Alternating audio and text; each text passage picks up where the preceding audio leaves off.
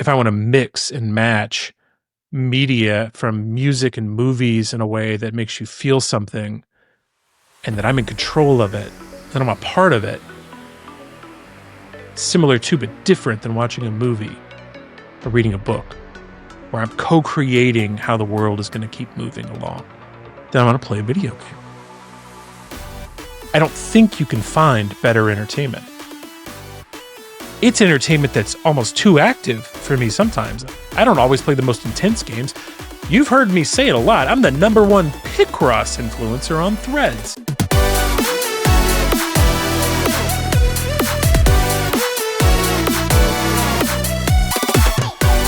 Hey, everybody, so glad you're here. Welcome to the Andy B Show. It's a new episode. I can't believe it. We did another one, and you're here to hear it. And the Andy B Show is a podcast, if you don't know, about video games. And I hope that can be enough for you. It's enough for me. And I'm super glad you're here because we're going to talk about video games before you know it, which is to say, there's only one announcement, which is that there's a very special episode of the Andy B Show that is live and exclusive to the Patreon right now. So if you want to go out there, you can go to patreon.com/the Andy B Show, TheAndyBeshow, the Andy B Show, and check that out if you'd like. I also released a new off the cuff video where I watched the Ghost of Yotei State of Play. We'll talk about Ghost of Yotei here in a couple of minutes. But before we get there, I just want to ask you a question. What is Hyrule Warriors?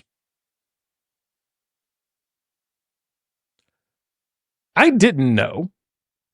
And a lot of people let me know that I didn't know enough about it. If you're somebody that owns a Switch from Nintendo Incorporated, actually don't know if that's the company name. Maybe it's something else. You've probably played The Legend of Zelda, The Breath of the Wild, because it's a good game. And it's been around for 8 years now, and you've probably heard about it or seen it, or maybe its sequel, The Legend of Zelda, The Tears of the Kingdom, which was a lot like The Legend of Zelda, The Breath of the Wild. Kind of the same mechanics, and then they layered on a lot of new stuff. But you still fought in the same way, you ran and jumped in the same way. It was also on the Switch, so it ran about as well, as far as like 30 frames per second, as the original Legend of Zelda Breath of the Wild version. And it's a direct sequel to the story. It's like, hey, whatever happened at the end of Breath of the Wild, some amount of time has passed, I don't know how much, and now there's a new problem. Ganon is back, or a different version. Look, there's people that really care. Again, so I've learned about the timeline of Zelda. I've always cared a little bit. But I know there's a book like about the Zelda history and timeline where they're really getting into it. They're like, well, let's figure it out exactly. Okay. Good luck. Because I think it's too much. Like I think it's like, I don't think they know, and I think there's holes in the timeline, and it sure seems like it's not obvious as to how it all should go or could go. So, anyway, there's some thread of direct connection between Zelda: The Breath of the Wild and Tears of the Kingdom. You wake up in the sequel, and there's this huge underground layer, and there's all these floating islands, and suddenly you can use tool sets to make sure that you can run and jump and, yes, create brand new things with the crazy hand, the God hand. What did they call that thing? I actually can't remember. So you can do a lot of crafting of special vehicles, crafting of flight vehicles, and powering up using batteries to create all kinds of contraptions. So people were doing a lot of wild things in Tears of the Kingdom that in Breath of the Wild, you just didn't do. It was like Breath of the Wild was you go explore the world, you climb up these towers to not reveal things on a map like you would in an Assassin's Creed game. But you could, when you physically get up higher, you could pull out that telescope, take a look, and then tag things on your map. So you would miss stuff because you couldn't see it all from those vantage points, but you could see a lot more than you could from the ground. And then you would not parachute because you have a glider. You would glide down and back onto the land of Hyrule, and then you would go, get on your horse, or if your horse had run off during some fight, try and call for them. And if they're too far away, then you just hoof it because there's no fast travel. At least I haven't beaten the game. It's a big game. Probably put 40, 50, 60 hours in that game. A lot of people are putting in hundreds of hours into Breath of the Wild. I'm not there yet. But of course, it runs way better on the Switch too, so I am playing some of it a little bit at a time. I'll do a shrine here and a little exploration there.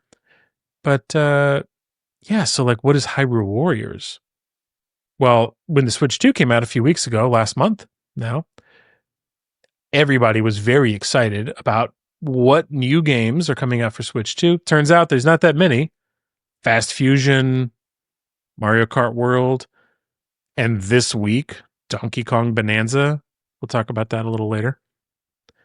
But not a lot of new games. However, there's Switch 2 editions of old games, and some old games that don't have a Switch 2 edition or upgrade, whether paid or free, they just run better. Like, a lot better.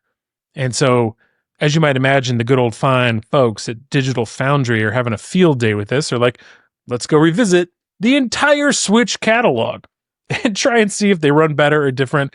They just have a treasure trove of content out there, and that people want to see. Like, I do want to know, do these games, especially games I haven't played yet or would like to replay that ran poorly on the Switch 1, how are they feeling on the Switch 2? Because in a lot of cases, it's free now. It's like a free upgrade and just gets way, way, way better. Well, in part of that exploration and part of asking people what's on your Switch home screen, will you share it with me so we could see it over on Threads, where you could follow me, andrew.m.b. A lot of people recommended this game, or they had it in their playlist, Hyrule Warriors. And I just missed it. I don't know. It came out. I don't think I ever saw it. I just saw a trailer maybe somewhere along the way. I don't know. I never played it. But it looks a lot like The Legend of Zelda Breath of the Wild, except it plays a lot like some of, Koei Tecmo games. So this is footage. If you're watching the show on Spotify with video or with YouTube, you can see I'm showing some gameplay from it, but it's easy to find. It's been around for a few years. I guess this game came out sometime during the pandemic, and I don't know, just never thought about it. Never saw it. It's never on my radar. But I have played some of the older, like Dynasty Warriors and Koei Tecmo games where there are, tens to hundreds of people on a battlefield, and you get increasingly larger weapons and power-ups with which to knock them out the box, as they say. And so it's like you're battling hundreds or thousands of enemies at a time versus, in Breath of the Wild and Tears of the Kingdom, it is very much, one-on-one, two-on-two. If you've got like 5 or 6 enemies on you, you're in trouble because they hit hard. You do have to dodge out of the way. You can parry them with a shield. You can use your bow and arrow. And of course, in the case of Tears of the Kingdom, you might have built a crazy contraption. Like, that's a possibility. So, but this one, I downloaded this demo, and it had the Zelda music, which I'm not going to play in here. It had, because I don't want Nintendo like putting a horse head in my bed. All right, I'm not going to play their music in here, but like, it feels. It has the story beats of Breath of the Wild. And Breath of the Wild is pretty sparse. If you played Breath of the Wild and then went to play its sequel, Tears of the Kingdom, you went to Tears of the Kingdom, we're like, wait, we got voiced characters? We got a lot of cutscenes. The flashbacks are all like fully voiced cutscenes. And that's what this game feels like. Like, when you open it up, you're like, oh, this is a Tears of the Kingdom game. And on the official website, they'll go, oh, this is set 100 years before Breath of the Wild. Well, I just got it out of order. When this game, Hyrule Warriors, launched, Tears of the Kingdom either wasn't known about or was hushed undercover. So, like, looking back, I'm mixing up my timeline. So Breath of the Wild came out a couple years later. Hyrule Warriors came out, and it was a prequel to Breath of the Wild. So it was all about how Calamity Ganon, the bad guy in Breath of the Wild, showed up. And I guess it's going to have a, you know, cliffhanger ending because guess what? In the Breath of the Wild, things are bad and they've been bad for a while and you're there to save it. So, like, I don't think you're going to win at the end of this Koei Tecmo developed Nintendo story-bound game. But it was, you know, like the demo is great. Apparently you're, you know, for the people out there that haven't played it, they're like, oh, I would like to try this. This looks good. You know, I want to fight 100, you know, Bokoblins. I want to pick up a hot-footed frog on the field of Hyrule while, you know, fighting 1,000 enemies on a battlefield. As Link doing special moves, you know, with light flying out of my sword. So it's like, where did all of these skills go? Like, why weren't these in the main game? I would like to know. Why did I have it so hard in Breath of the Wild and have to be so careful about everything? Whereas in here, he's a level 1 and just killed 100 Bokoblins. So it's just a very different feel to the game, no doubt about it. But it's got a lot of story, and everybody's saying like it's worth it. Like buy the game, and of course with every Nintendo game, they're kind of full price forever. And man, do we need to talk about Nintendo games and their prices in a bit? But yeah, it was very neat. And so I was corrected by the fans. Thank you, fans. Thank you, Nintendo fans and fans of the Andy B Show. Thanks for taking the time to correct me. I say it a little tongue in cheek, but I actually do appreciate it. Like, let's get it right. We're all fans together. Let's get the order correct. Breath of the Wild, then Hyrule Warriors, then Tears of the Kingdom. So Tears of the Kingdom has nothing to do at all with the Hyrule Warriors game, supposedly, even though it feels like it when you first turn it on. But then Tears of the Kingdom came out, and then there is another Hyrule Warriors game coming out. So I learned this. It comes out this winter on Nintendo Switch 2. So it's a next generation Nintendo game. They're not going to release it on the Switch. They even say it in their official trailer that it is not coming out on anything but the Switch 2. So I haven't watched this trailer yet, but I'm gonna play a little bit of it. Just so I have to know. Like, is it also a back in time thing? Like they're showing a bunch of hieroglyphics on a wall, but that's very Breath of the Wild and Tears of the Kingdom to show hieroglyphics of the past. There's Ganon doing dirty things. There's apparently a weird comma or apostrophe on the screen that's doing something. Oh, it's a tear. Sorry. It's one of those tears from Tears of the Kingdom. I don't really know if I should be doing like trailer reviews in the middle of this show. I'm going to try not to do that because not all of you might be watching. You might be listening. And I care about the audio experience. So if you're somebody that just wants to listen, that's fine. But yeah, anyway, there's going to be another Hyrule Warriors, and it's coming out soon. And they are claiming it's the story leading into The Legend of Zelda Tears of the Kingdom. But you don't have to wait. You could go download what I think is a pretty impressive Koei Tecmo Dynasty Warriors style Legend of Zelda game right now for free, and then see if you like it. And that's super important because it is different. If you didn't like Tears of the Kingdom or Breath of the Wild because you thought it was kind of slow and kind of survival game style, you had to, you know, your weapons would break. You'd have to go find resources. You'd have to go climb those towers. Maybe you just want some action. I got to tell you that it's got action in spades. So the new one is called Hyrule Warriors Age of Imprisonment. Those are some things I learned about video games this week. Just goes to show the old adage about being wrong on the internet is the fastest way to get to right. The fastest way to get corrected.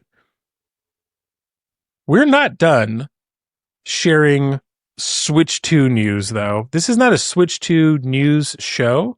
It just so happens that there's a lot of Switch news out there. So if you are somebody that really likes those virtual, I almost said virtual console. They changed the name. Nintendo on the Switch and Switch 2 have virtual classics. It used to be called Virtual Console, where you could play games from the original NES, Super NES, N64 they just added sometime in the last year or two. And if you have a Switch 2, because only the power of a Switch 2 could run a Game Boy Advance game. It's exclusive to the Switch 2. You can play the Game Boy Advance games. They keep adding them, right? They're just drip feeding this content. So you never stop talking about it. You get me talking about it. Dang it. But I like it. I played these games.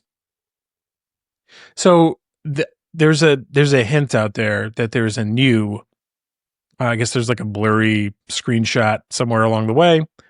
And this got shared by IGN on Threads. It says Nintendo fans expect Super Smash Bros. Is headed to the Switch 2's Nintendo Switch Online catalog based on a blurry screenshot. Now, I'm going to tell you that this has got to be wrong in like 4 different ways. First of all, this says Nintendo 64, and it's the Super Smash Bros. Nintendo 64, I'm like 98% sure is on the Switch 1. So maybe Switch 2 as well. But I could not believe that they put Forsaken 64 on. I'm like, wait a minute, is that fake? Wasn't that a PC only game? Maybe it was on Nintendo 64. I don't know. Anyway, A Fire Inside 21 says, who cares? Lamau, why is this news? And he shows a picture of his Switch with a absolute ton, or not a Switch, I guess it's a Steam Deck, with a ton of Smash Bros. Like, who cares? You know, it's like, why would we care about old games? And there just has been a community fight going on between Nintendo Switch people, who I don't think are paying attention, to some vitriol from Steam Deck owners. So I think that there are a lot of Steam Deck owners that are going like, hey, here's a new console with I think a bigger screen, probably better battery life. And it's like directly like competing with people who might buy another device that looks that size. But if you're into the Steam Deck or you're into the Switch, let me just tell you that people who are going to buy a Steam Deck are going to buy one no matter what. And getting fussy about whether a Switch is better or not is not something people who are buying Switches even think about. They don't even hear it. They're not in your world. PC gaming and a handheld version of a PC game machine is not even in the same realm as people that are thinking about a Switch 2. It's not even close.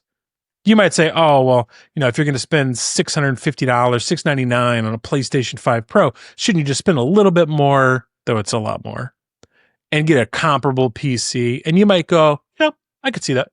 I could see it. The people who are buying a Switch aren't even paying attention to the Steam Deck. It's like it's not even close. And not to throw fuel on the fire, but Digital Foundry, who again is just a content gold, they've struck a vein of gold for content over at Digital Foundry. Again, good content. I'm not hassling them. I'm happy that they're out there and producing excellent reviews of how games perform on these systems. Apparently, they just said, they did a comparison with Cyberpunk 2077, which people were like, how's that going to run on the Switch too? Turns out it runs fine. I haven't played it on there yet because it just came out on PlayStation Plus. So why would I spend $70 to buy it on the Switch 2? Maybe I will. But I do plan to play it. I downloaded it on my PlayStation 5 Pro, but I've yet to boot it up. It just hit on PS Plus. But they did a comparison. Hey, how does it run on the Steam Deck? Which, to be fair to the Steam Deck, is an aging device. It's been around for like 4 or 5 years. They're not spec bumping it very much. They put out an OLED model, so the screen's better, kind of like what the Switch did. They put an OLED model of the Switch, so that, you know, there's lower power screen, better quality, costs more. And it runs like garbage, Cyberpunk, on the Steam Deck. And specifically in comparison to how well it runs on the Switch 2. And Steam Deck fans are in shambles.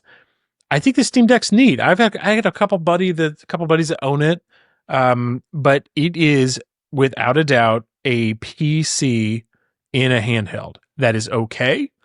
They've never said it's anything but that, but you have to really be okay with the fact that you're working on a PC, which means not everything's going to work right.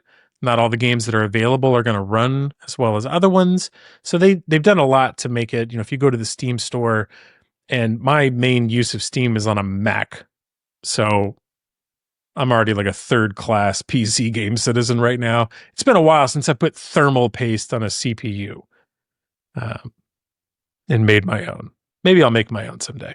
Again, I'll probably buy a pre-built. I'll probably buy a pre-built from Costco, to be honest with you, because it's a good dollar for the value and it comes pre-built, and I don't want to mess with it. If I never use a Windows PC again, as long as I live, that'll be fine with me. But there are some things, like if I want to get into streaming a little bit more, I don't stream a lot of games. I've streamed a couple of games on Steam, Squeakross, the Nonogram Picross game that they have on Steam. And I've streamed some Civilization 7 before. It's not on the Andy B channel, but I'll probably, if you want to see me stream Civilization 7, like I can't think of anything that somebody would tune away from faster. I think I'm pretty entertaining, but a turn-based strategy game, like you're asking for a lot. But I streamed a little bit of it when it was brand new, and because I was excited and I wanted to be able to share some of the stream videos, the VODs, the VODs with some friends that were thinking about it. So I did a couple streams, and it was fun. But it's like, man, I can't.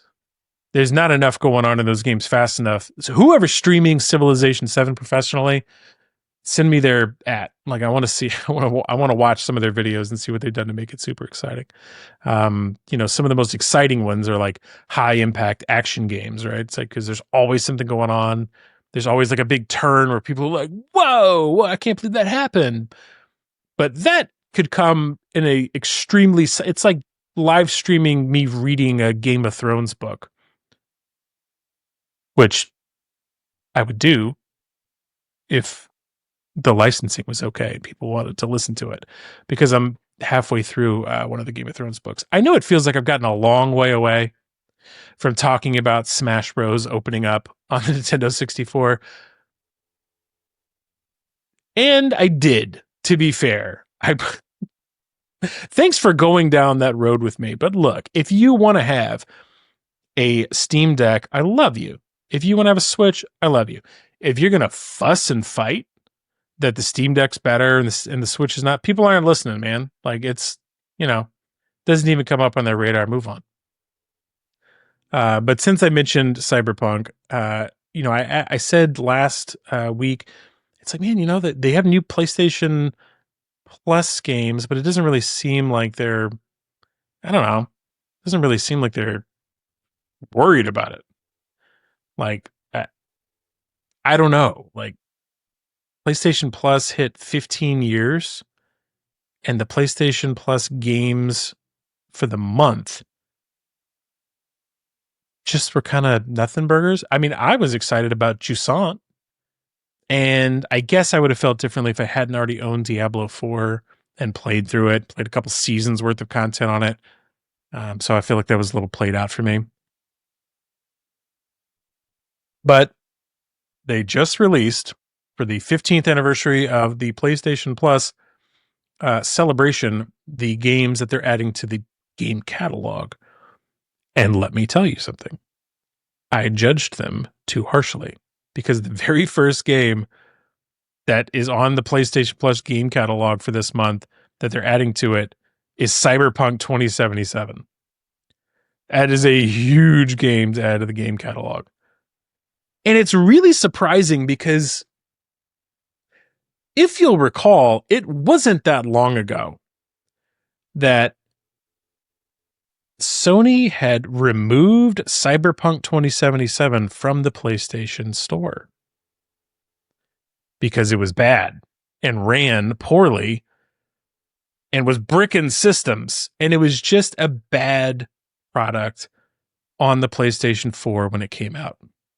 And they took it off the store and gave automatic refunds to everybody and stopped selling it. They pulled it off store shelves. You'd walk into your local Target with your Starbucks in hand and you could buy it on Xbox and not PlayStation. Like, that's how far Sony was like, we don't think so. Thank you very much. And so it's pretty wild. I don't know, 5 years later from whenever they pulled that off the store shelves. Has it been 5 years? I don't know. When did it come out? Here we go. Cyberpunk 2077 came out December 10th, 2020. When did PlayStation pull it off their store? These answers brought to you by Perplexity. Don't get mad that I use AI. Come on, it's fine. I cite my sources.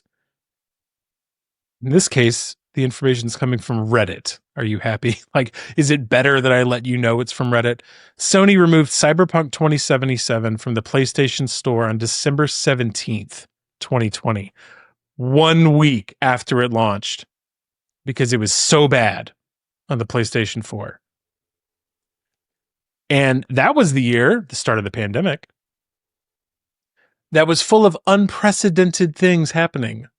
But this was an unprecedented move to pull it off the store.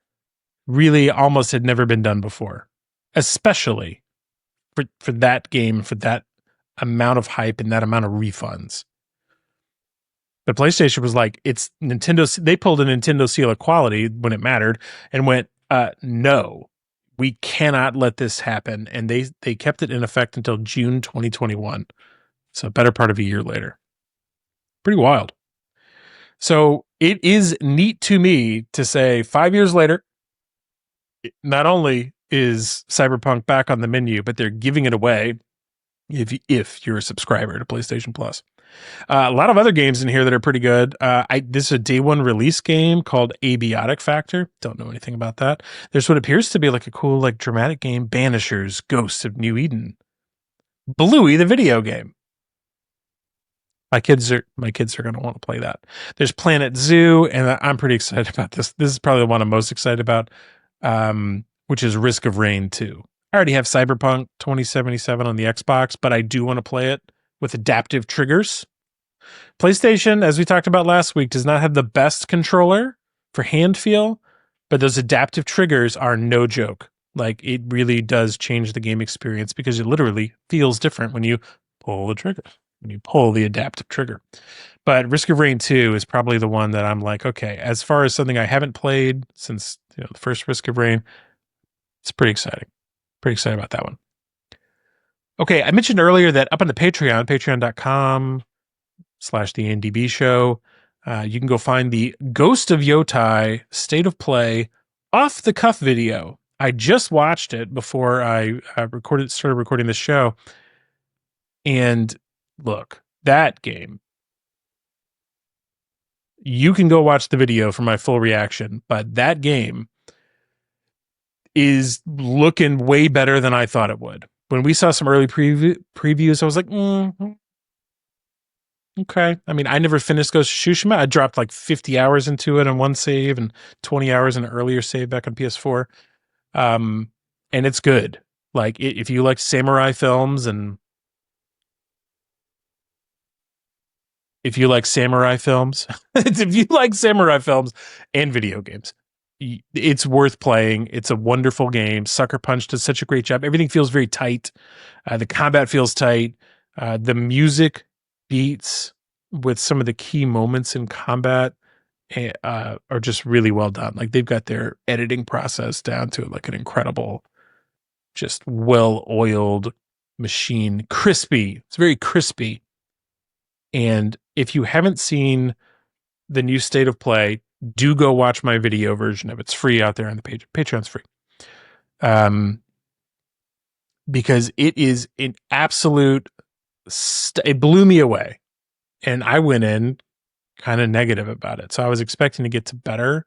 I came out of that going like, Ghost of Yotei, when is October 2nd? How quickly does it get here?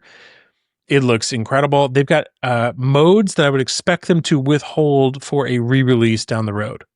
They have like 3 or 4 like gameplay modes where it's like they brought back the Akira Kurosawa, like, yeah, you're gonna have the black and white version, right? They have the black and white version, but then the wind is different, and there's more wind, and the camera pulls back further in dramatic situations. It's like, so, okay, they changed the look and the direction of the camera and the wind and the visuals. Pretty cool. They have one that was from another director for the movie, I forget, it's 13 Samurai. I never saw it. Where it's like, oh, there's more mud and blood, and the camera zooms in closer during combat because it more closely represents the director's vision for that movie that I've never seen.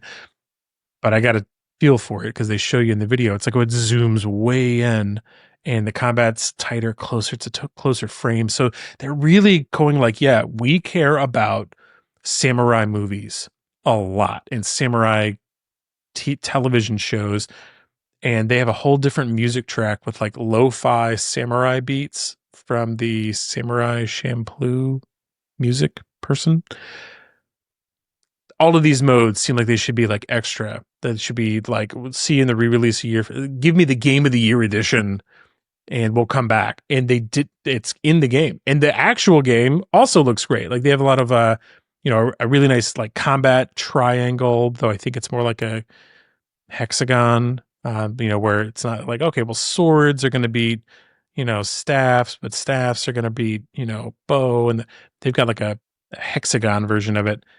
And the biggest problem with any open world game is it slows down as it opens up. It opens up, which slows things down, and you want that. You want to feel like there's so much in front of you. Zelda Breath of the Wild, Tears of the Kingdom we were just talking about, now Ghost of Yotei.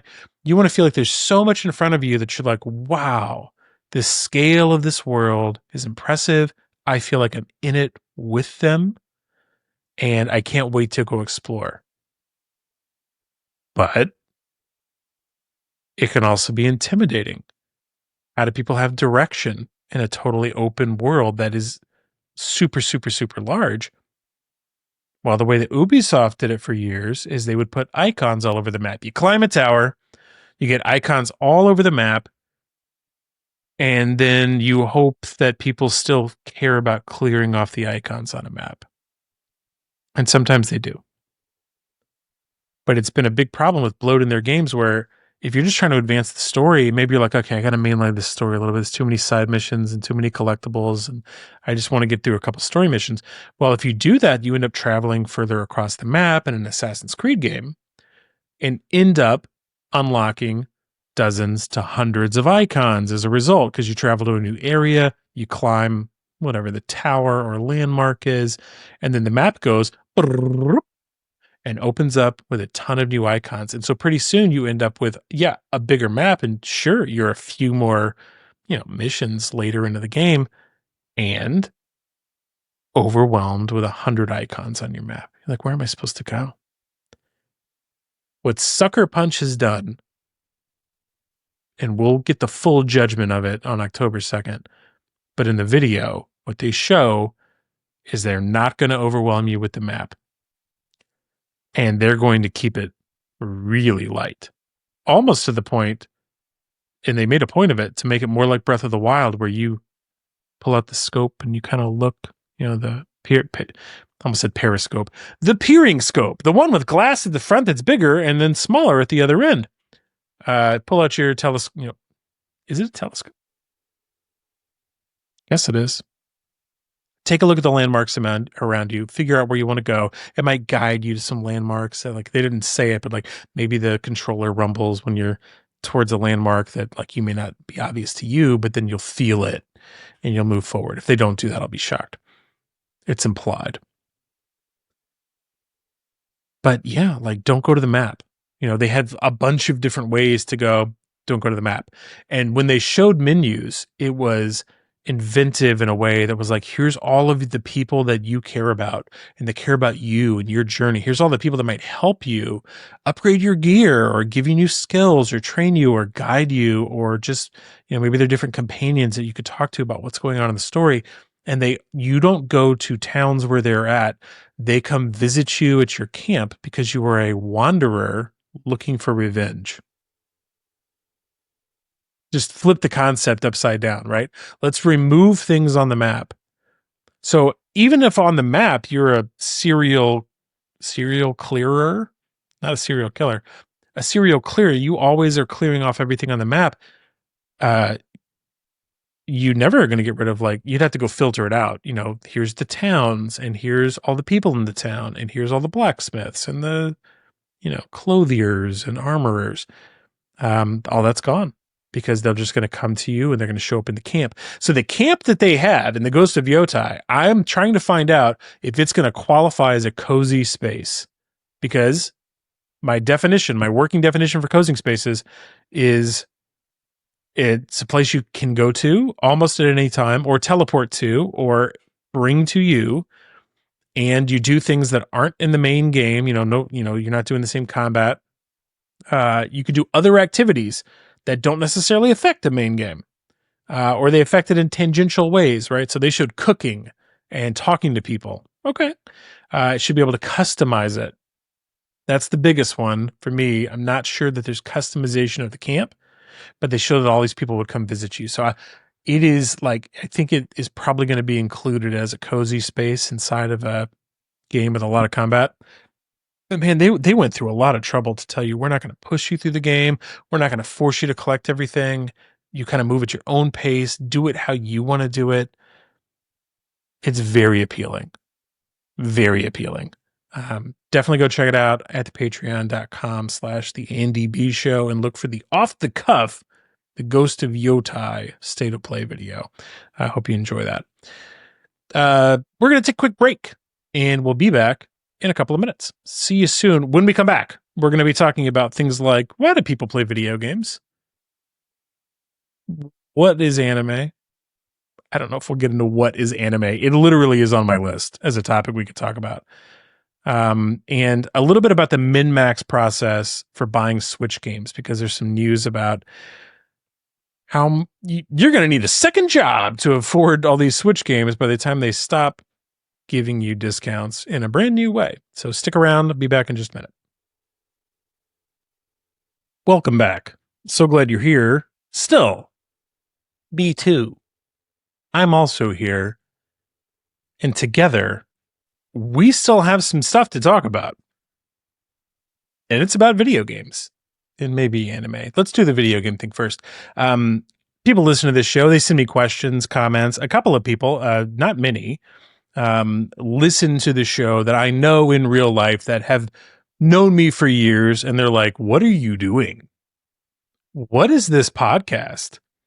And it's like, oh, it's just a dream of mine and has been for a long time. What are you doing? Like, what are you doing?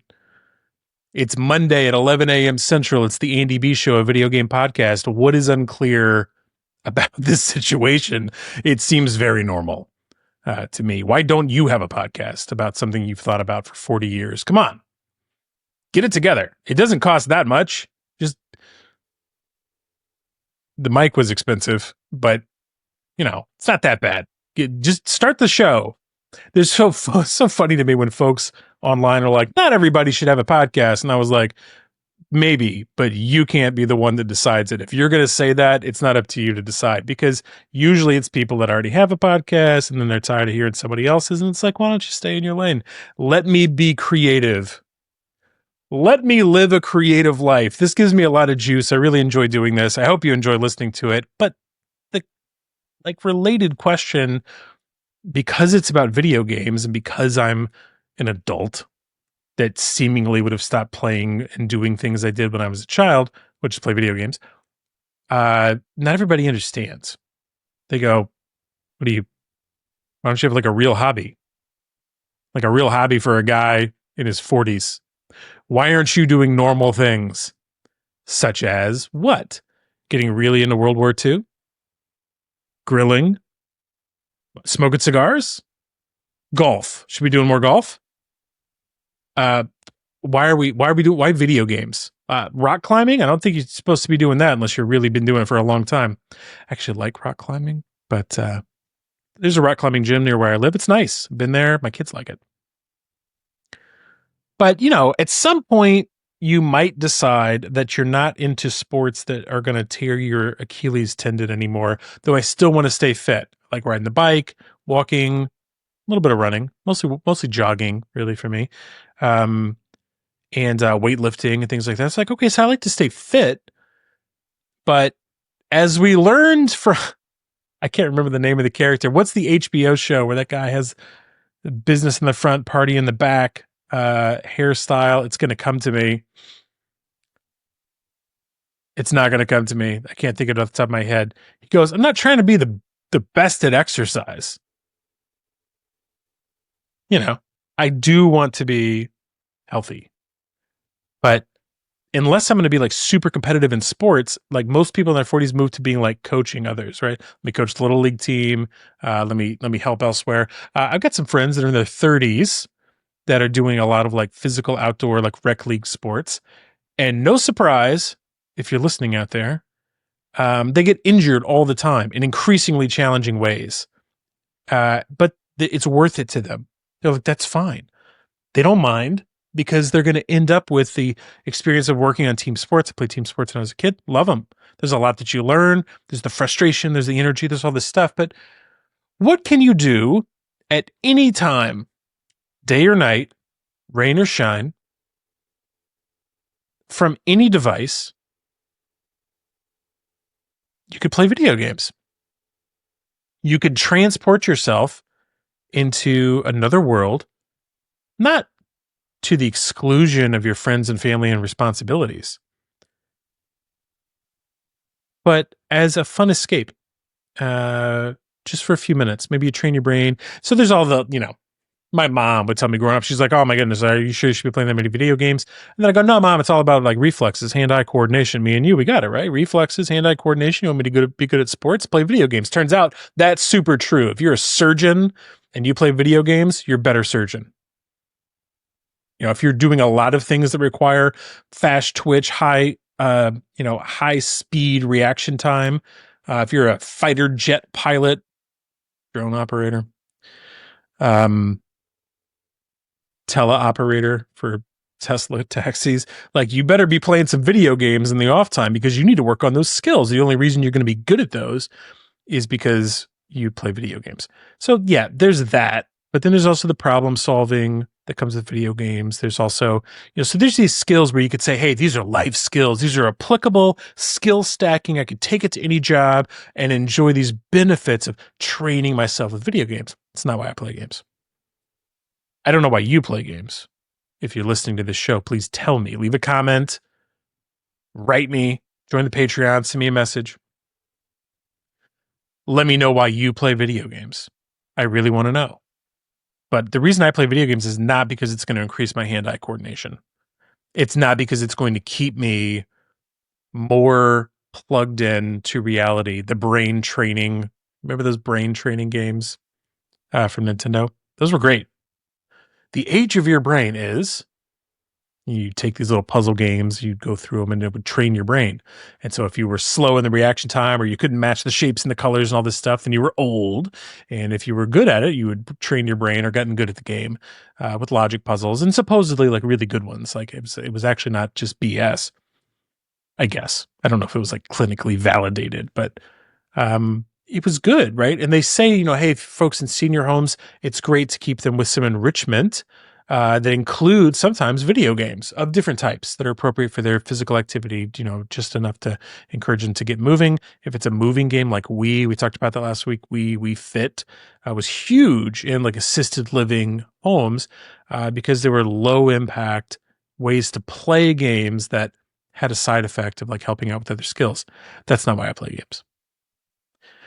I play games in no small part for the reasons why people would watch a movie or watch a show or read a book, is to go explore someplace I haven't been able to explore and do it in a way that I can't do it myself. I cannot explore the magical worlds that the God of War goes to that are interesting with fantastical characters, or, Middle Earth with the Lord of the Rings doesn't exist. But I also like games that are about stuff that absolutely exists that you could go do. But I can't do it at 11 o'clock at night, fighting sleep before I go to work again the next day to put food on the table for my kids. And so, if I if I wanted to go be a fisherman for an hour, I can go do that. If I want to go deliver packages to people in a post-apocalyptic society full of like floating whales and babies strapped to your chest that let you know when there's creepy stuff around, I can go do that. If I want to mix and match media from music and movies in a way that makes you feel something and that I'm in control of it, that I'm a part of it, similar to but different than watching a movie or reading a book, where I'm co-creating how the world is going to keep moving along, then I want to play a video game. I don't think you can find better entertainment.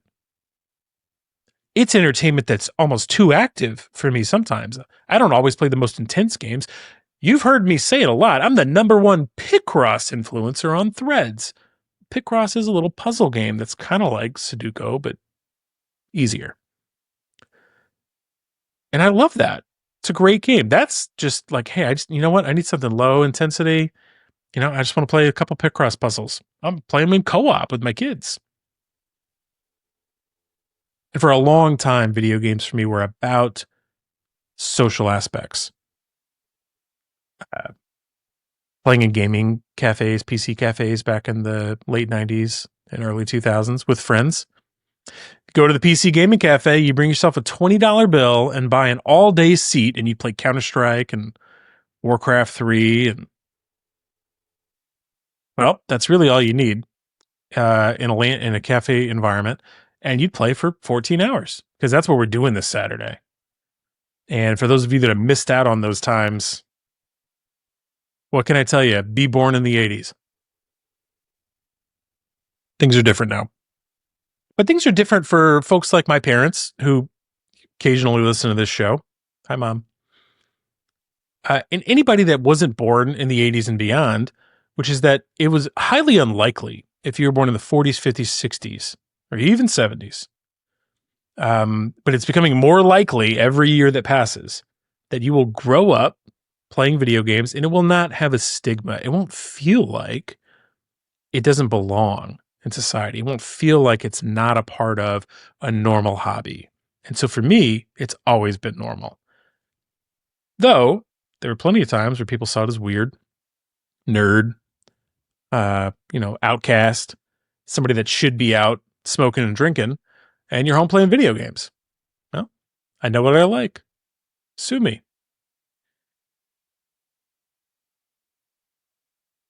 So there's different reasons why people come to games. And there's so many different ways to play them. There's games on your watch. There's games on your phone. There's games on your PC or Mac, occasionally on your Mac. And then on all levels of console costs, from like $20, TikTok, crap boxes that you can buy that have a bunch of pirated games on it, all the way up to, $4,000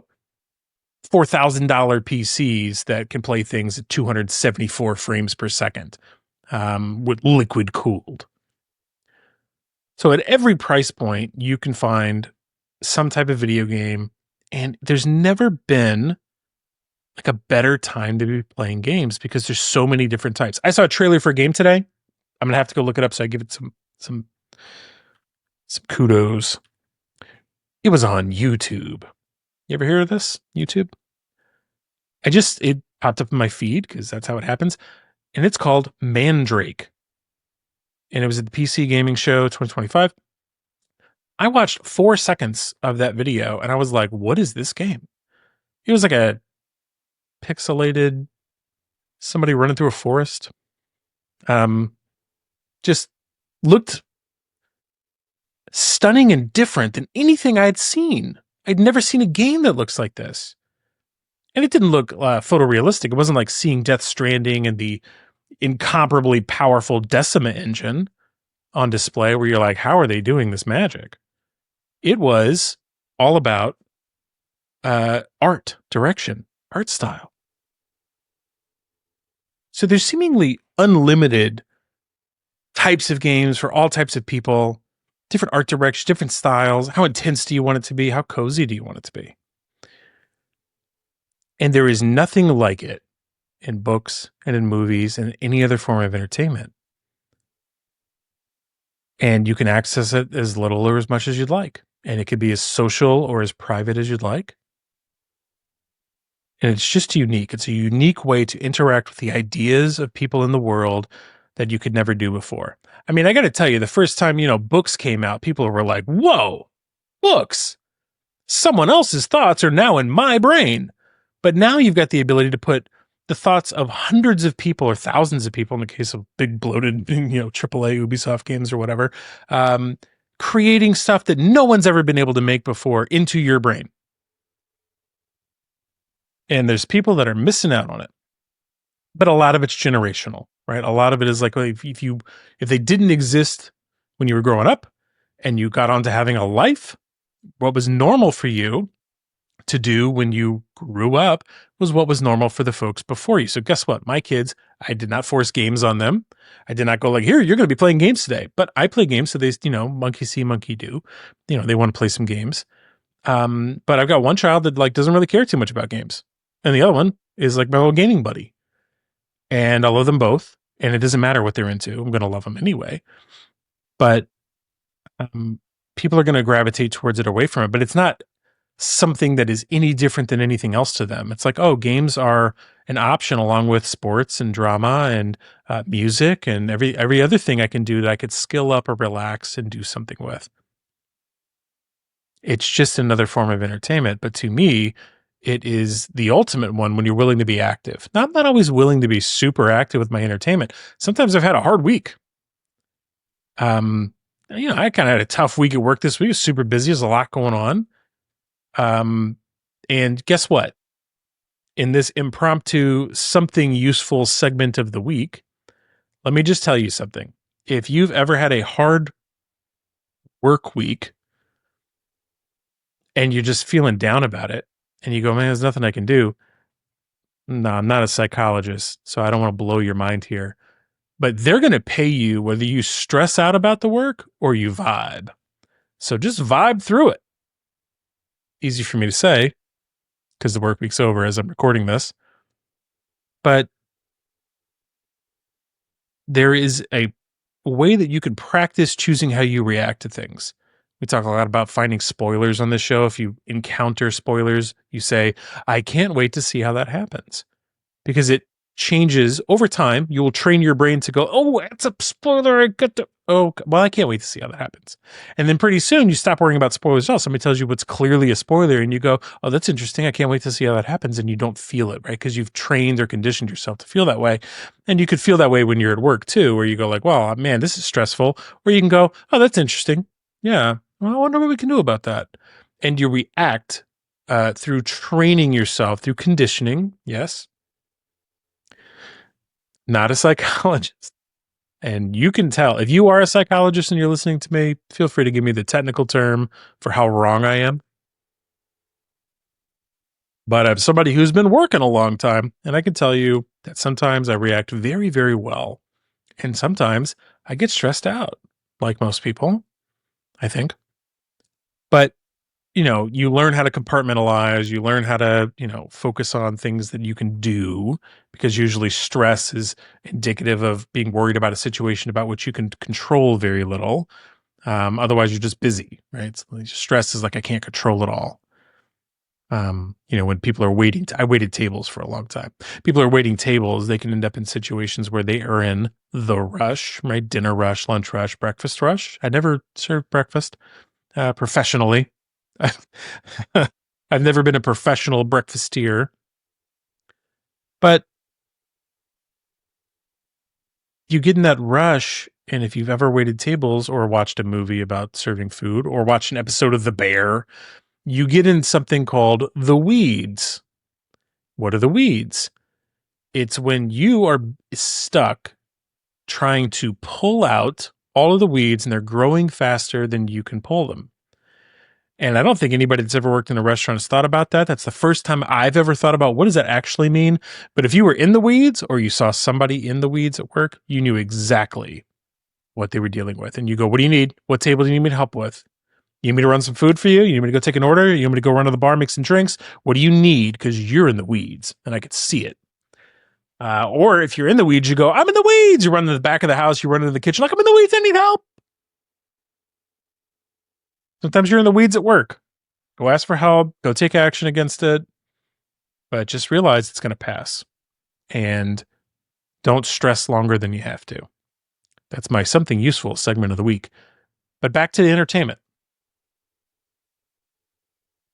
Sometimes it's passive. Sometimes I want to have passive entertainment and not be active. And I will watch a show or play a game or read a book, or I'll play something that's so close to not being super interactive for my hands, but it's just for my brain, like Picross.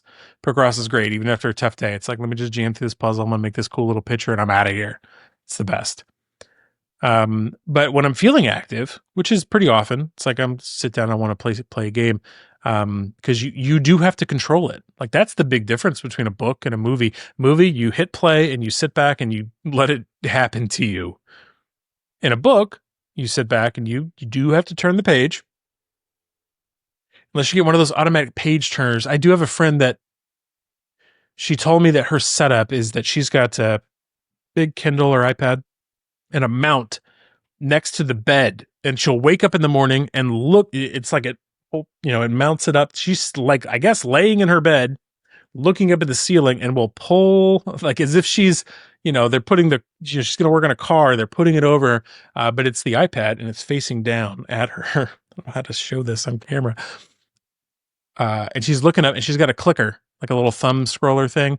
And I'm like, oh, so you're watching like TikToks or something? You're like scrolling through. And she's like, no, I'm reading a book. And I turn the page. And so she wakes up, opens her little baby bird eyes, looks up at the ceiling, pulls the book into her field of view, and just starts reading. And I was like,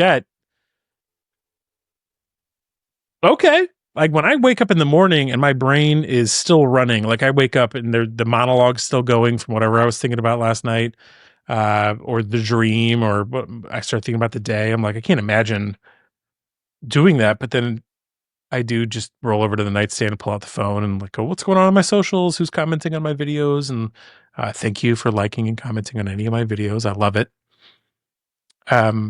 But it's very active, right? Like that is, rather that's passive. It's like, hey, it doesn't take a lot of energy for me to do this. I'm really kind of laying back, and it's hard to do that with video games because you have to press through it, right? It doesn't really happen unless you do it. That's why cozy games are such a big deal. Is like this very, I'm gonna seed some soil, and water that stuff, and then I'm gonna wait for it to grow. I'm going to mow the lawn next to it and pull some weeds, and it's really, really chill. And sometimes you need games like that. I don't understand folks that are like, yeah. I mean, everybody knows about the classic, like, well, bro gamers, right? Where they're like, yeah, Call of Duty, Madden, and FIFA. That's what I play all year long in a rotation. And I was like, okay, God bless. I ain't mad at you. I'm glad you found something you like. And I've bought some Madden games, played a little bit of FIFA. I am excited about this Slow Clap.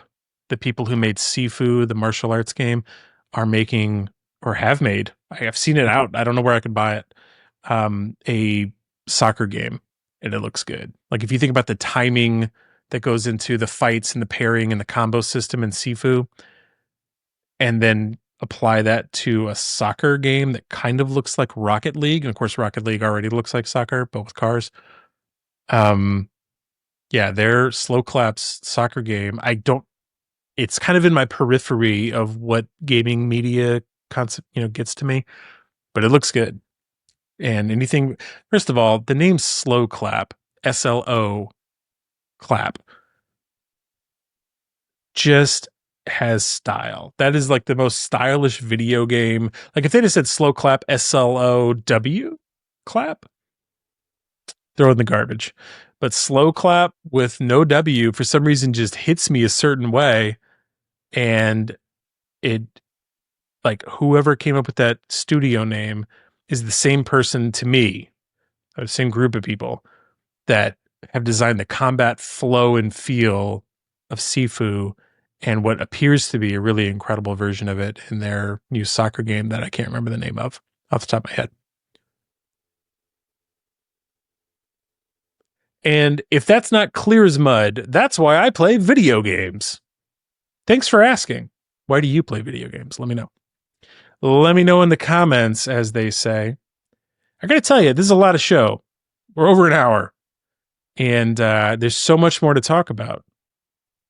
How on earth can I talk about all of it? The only thing I can do is speed run a little bit of it, and if you want to know more, tell me. But I'm going to tell you about what I promised I would tell you. I can't cut content for the show that I've already promised you. One of them is this, which is that anime is now from Culture Crave. Netflix says over 50% of their global users watch anime or Japanese animation. But I think anime like is bigger than that now, right? One of the old jokes from the Super Troopers movie was like, "Oh yeah, no, it's anime, but it comes out of Afghanistan. It's Afghanistan animation versus Japanimation versus Japanime or anime." So I don't know. Like, does anime would you feel like it's inclusive of the anime style work out of China? Like, is it the style, or is it got to be from Japan, or else it's just sparkling animation? Like, I would like to know what you think. I don't know what most people think. Netflix says over 50% of their global users watch anime, over 150 million households. 80 to 90% watch it dubbed. Now, if you don't know what that means because you don't watch anime, subbed versus dubbed is a long running controversy. So anime used to come out of Japan. And if you got it and didn't speak Japanese, you would get it subbed or subtitled, right? Now, everything nowadays has subtitles, and I don't watch almost anything without subtitles on it. I just prefer it, except for The Office, because I'm a millennial, an elder millennial, but still a millennial. And I will watch, when I'm feeling so low energy that I don't even want to watch a movie because it's too active, I'll flip on The Office and I'll watch that show, and I do not need the subtitles on that show because it's all memorized. Got the whole thing. But if you were getting Japanime or anime back in the 90s on VHS tapes, maybe a bootleg, like you had to go download from an internet forum, a BBS somewhere, some guy that was nice enough to translate from the Japanese to English. And then you would have to print it out and bring it with you on the show. And there would be little cues. Or like when you see this scene, start reading this and this character says this. And of course it's riddled with mistakes, or you might kind of lose track of where we're at in the show. And you're like, what did they just say? What's going on? So anyway, dubbed is when they dub over the audio and they'll have English or, non-Japanese voice actors. Maybe it's Japanese voice actors in English re-recording the lines. And if you've never watched anime, then you're not one of these 50% of users. People that are listening to this show probably have seen some anime, but maybe not. The way that the vocals are done in Japanese animation is very specific and intense in a way that I will not try to replicate for you live here on this show. Just to say, you've got to experience it for yourself. And there's some shows where I prefer to watch it with subtitles because I'm listening to a Japanese audio track. But for the most part, like most of the people apparently on Netflix, I'm in the majority here. Not that I care, but apparently I am.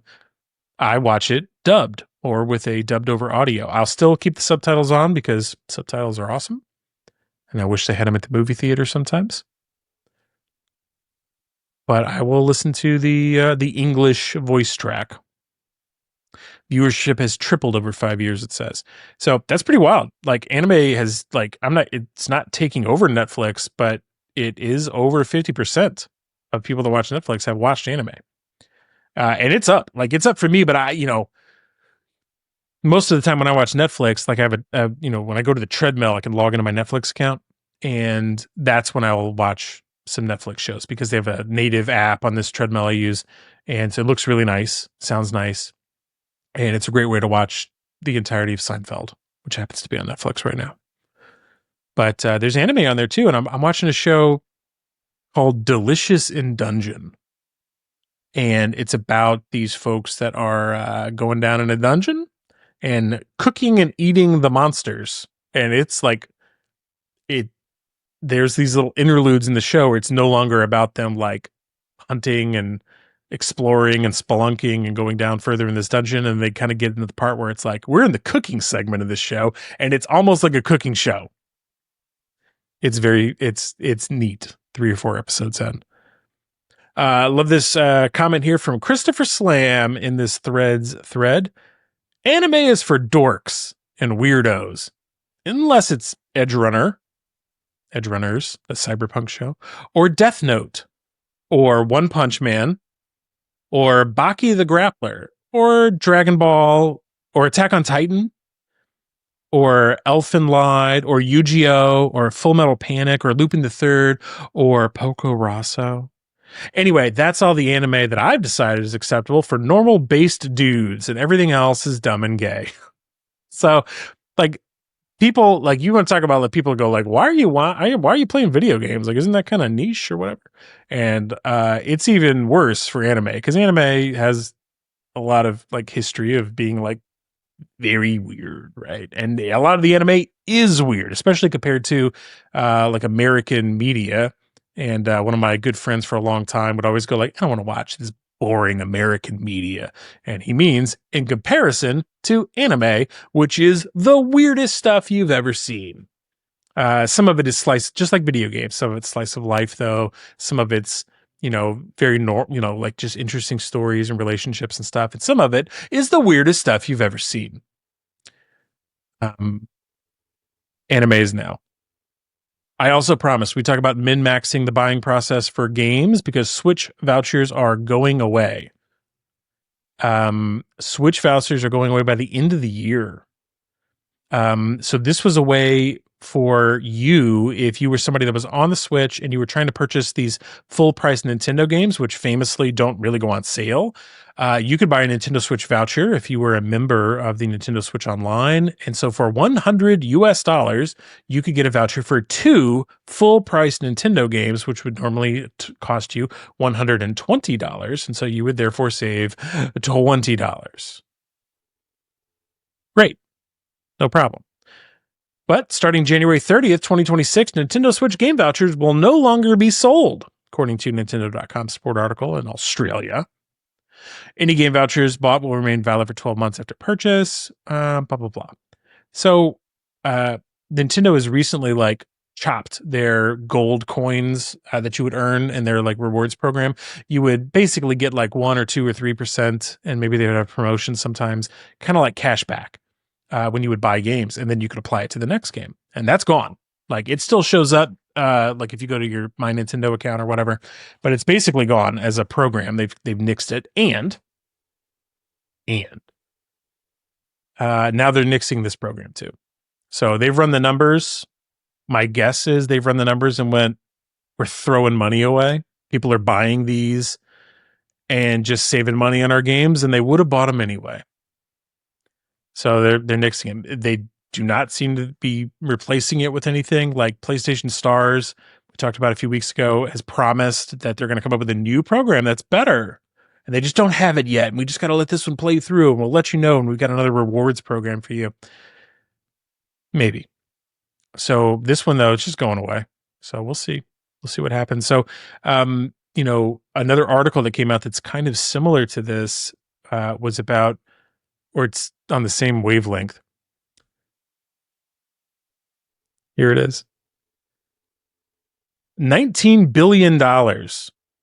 That's the value of unplayed games by Steam players. So on Steam, when they're doing these deep discounts, 80% off, 90, 95% off some of these games, people are buying them. I bought them. I've got games I've never played on Steam. I don't know how much. I should run a study. But this website, PC Games In, made an original report where they kind of analyzed it. They looked at the Steam ID Finder, and they've got about $19 billion worth of games that are just completely unplayed. And Steam has said, like, yeah, you should put your game on our platform because you'll sell it eventually to somebody that's never going to play it, which feels bad, man. Like, play the games, but also there's only so much time, and really you'll end up in the situation where the deal is so good, you're like, I might play that. And look, I bought books. I bought books I haven't read. I'm staring at a copy right now. You might lose some respect for me. A sealed copy of Kingdom of Heaven Blu-ray. I've never watched that movie. That's been on my shelf for half a decade. I should watch it tonight. I'm not going to. I don't know when I'm going to watch it. Why do people do this?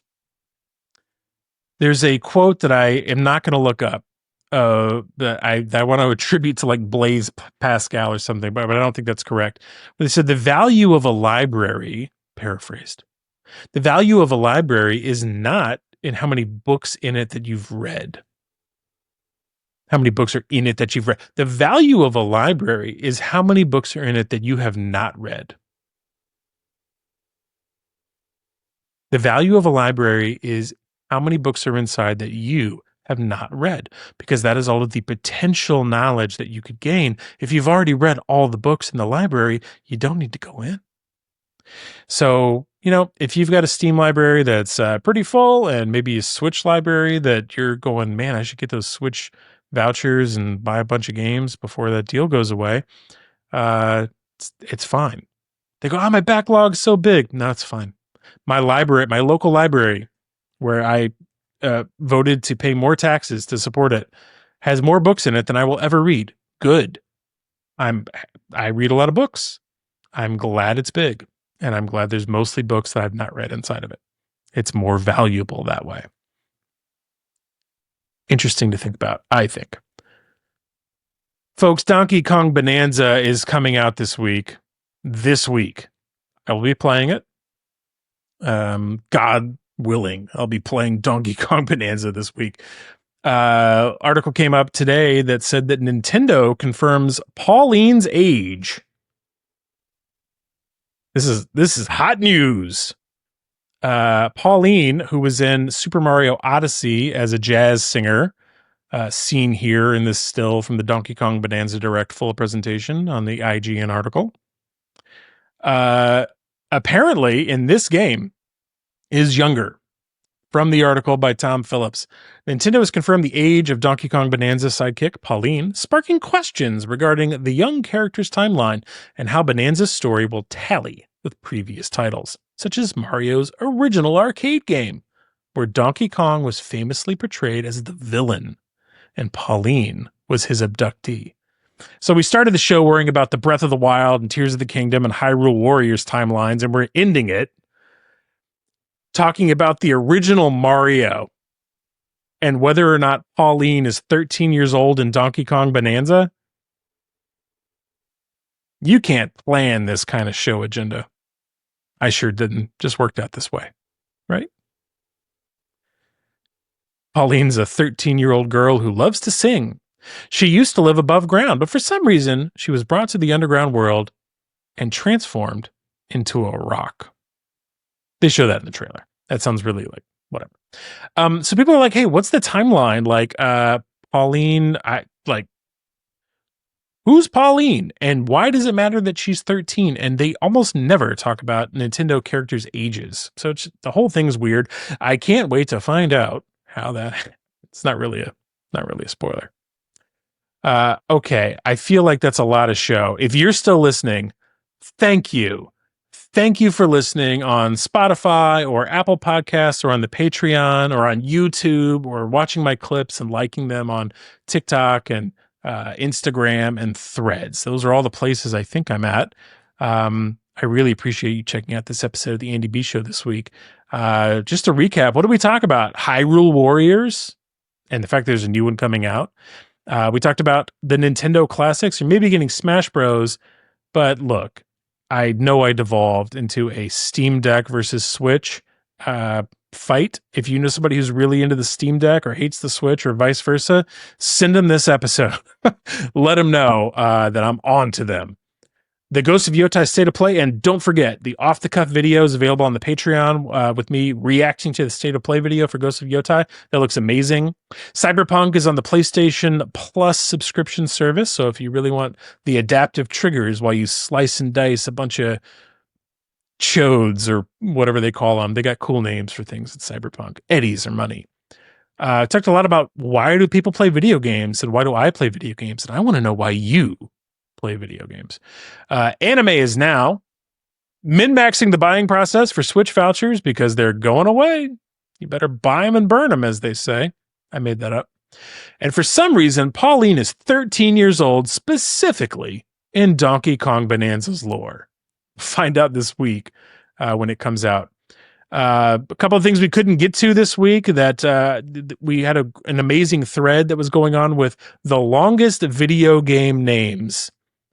I'll give you one before we close the show out, which says, without using a Google LLM or searching anywhere, what was the longest video game title you can think of? It's an incredible thread. You've got to go find it. One of my favorites, because it's relevant to today's discussion, is More Brain Training from Dr. Kawashima. How old is your brain? That's the full title. That's from the user Frog on Threads. That was the show. Don't forget to go to the Patreon, patreon.com/theandybshow to see exclusive content. Look for not just the off-the-cuff video, but an exclusive episode of this show is going to be uploaded up there very soon. Should be up by the time you hear this. And yeah, can't wait to see what we talk about next week. Look, Donkey Kong Bonanza is coming out. It's going to be great. Probably going to try Cyberpunk. And man, the news just keeps on coming. The summer doldrums are nothing for the video game industry. And I can't wait to talk about it with you when I see you again. Can't wait. Thank you for listening. See you next time. Bye-bye.